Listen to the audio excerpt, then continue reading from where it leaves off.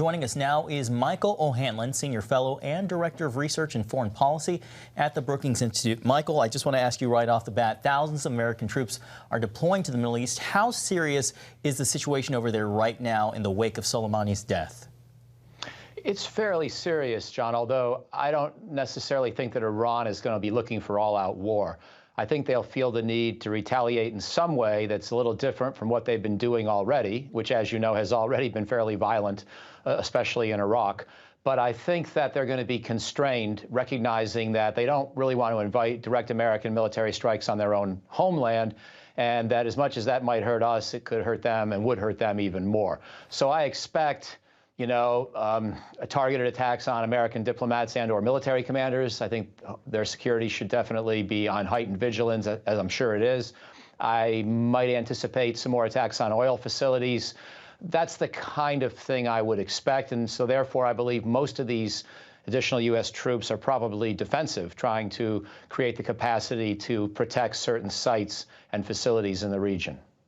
Michael, the question on everybody's mind is, are we going to a war with Iran, or are we just entering a new phase of an ongoing war?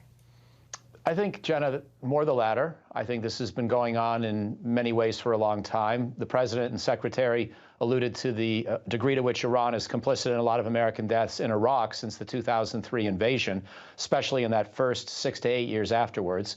And of course, we had various Iranian attacks in Beirut, Lebanon in '83, Khobar Towers, Saudi Arabia in '96.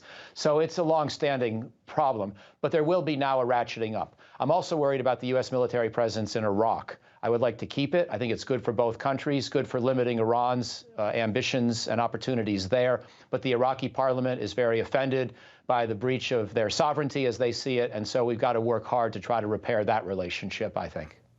Michael, what about concerns of retaliation? There's talk of possible cyber attacks. Is that something Iran might do, or are they even capable of?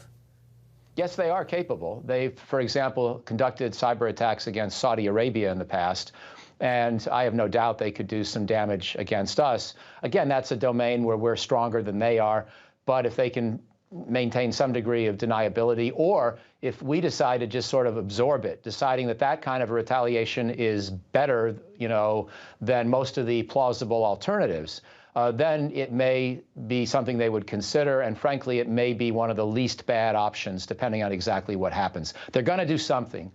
We could always do more in response. So the question is, can the two sides find a way to sort of show their resoluteness, but also ratchet this down? And that's going to be the big question in the weeks and months to come. Michael, just a few seconds left, but what does this all mean for Iraq? Well, the main thing it means for Iraq, the Iraqis have to decide, do they really want to deal with their own internal problems and Iran on their own, which would be the kind of thing that would happen if they kick us out? Or do they want to try to lick their pride a little bit, realize that their sovereignty has in some sense been partially infringed upon, but in the interest of self-defense, and therefore something they should, forgive us for or work through with us so we can maintain this partnership? I hope they choose the latter.